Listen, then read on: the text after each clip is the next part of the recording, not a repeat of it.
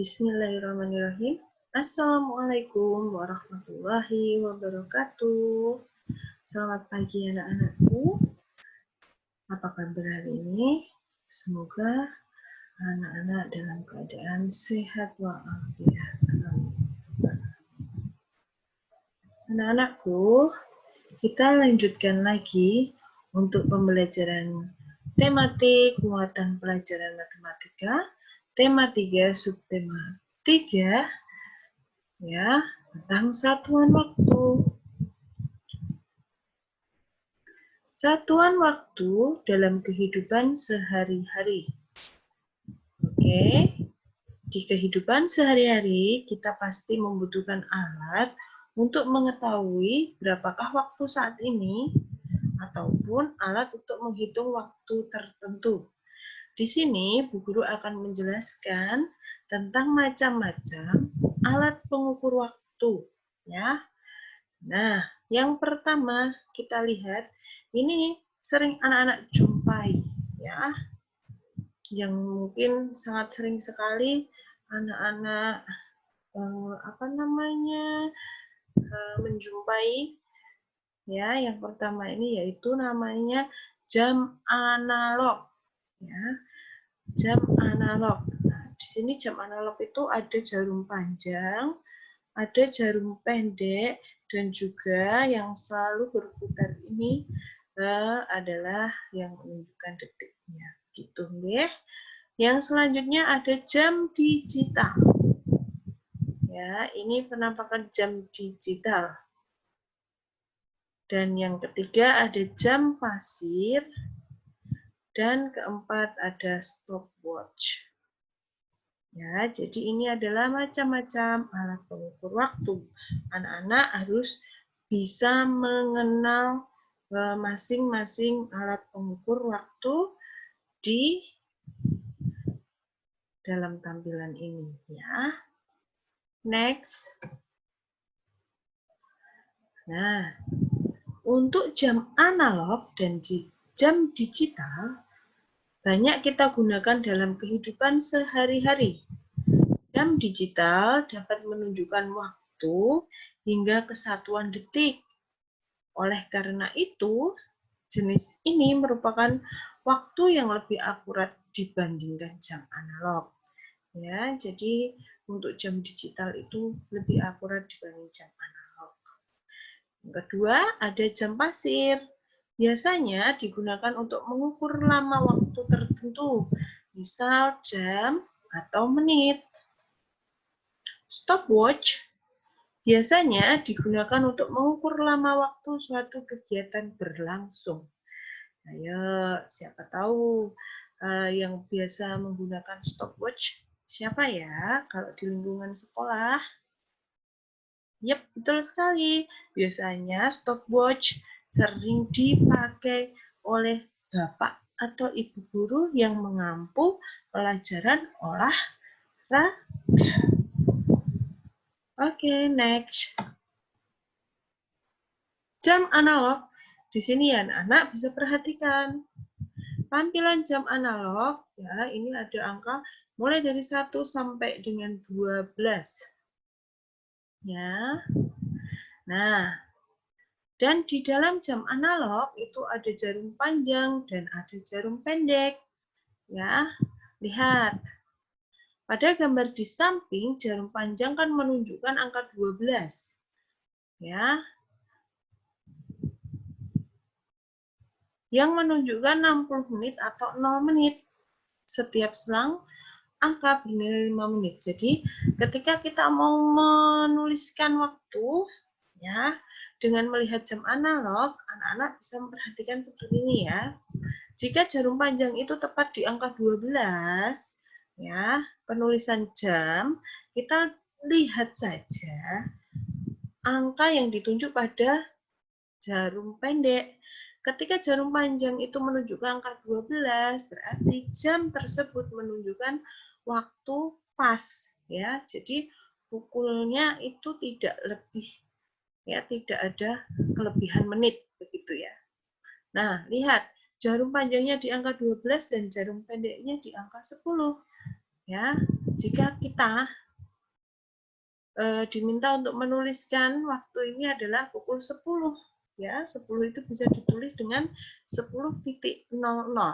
Ya, lihat ini.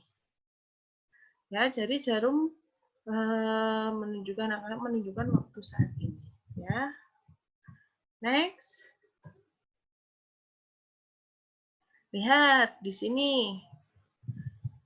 Nomor 1 pukul berapakah ini? Jika anak-anak diminta untuk menuliskan, ingat kembali, jika jarum panjang berada di angka 12, maka kita tinggal melihat angka yang ditunjuk pada bilangan pada jarum pendek.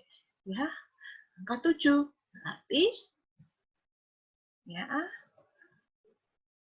penulisannya jam atau pukul 07.00. Yang kedua, nah sekarang jika jarum panjang menunjuk angka 6, ya, untuk anak-anak ketahui, jika jarum panjang menunjuk angka 6, itu kelebihan menitnya adalah 30. Dapatnya 30 dari mana, Bu Guru?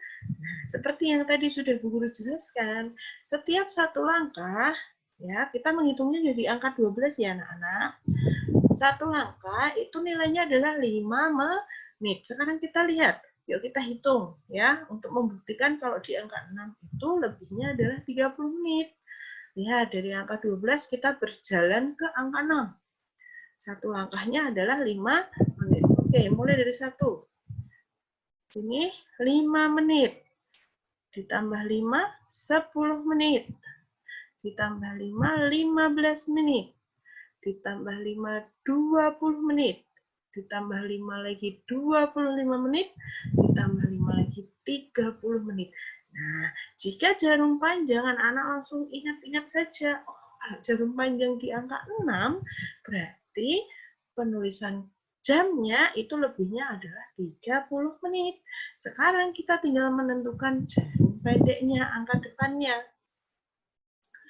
Angka depan ini menunjukkan di tengah-tengah, 3 dan 4. Ya, anak-anak, kalau 3 sudah lebih, tapi belum sampai di angka 4. Maka yang kita pakai apa? Angka yang sudah dilewati. Angka yang sudah dilewati 3 atau 4. Angka yang sudah dilewati adalah angka 3. Kita tidak menuliskan angka 4 karena apa? 4 itu belum dicapai sama jarum pendek. Jadi kita penulisannya menggunakan angka yang sudah dilewati, yaitu angka 3. Tuh, lihat. Jarum panjang angka 6 itu menit ke-30. Ya, antara 3 dan 4 kita pakai angka yang sudah dilewati, yaitu angka 3. Maka untuk jam analog di samping ini menunjukkan pukul 03.30. Jadi jam 3 lebih 30 menit. Gitu ya anak-anak. Paham ya? Oke. Kita lanjutkan. Nah, kalau anak-anak nanti sudah mengenal untuk satuan waktu itu ada jam, ada menit, ada detik. Nah, kesetaraan satuan waktu.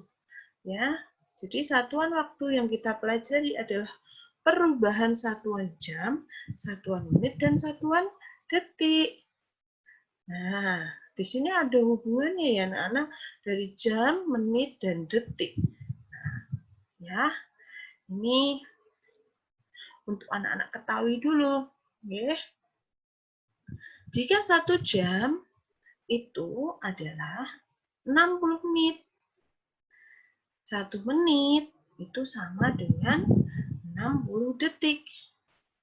Ya, kalau 1 jamnya 60 menit dan 1 menitnya 60 detik, maka 1 jam ada berapa detik?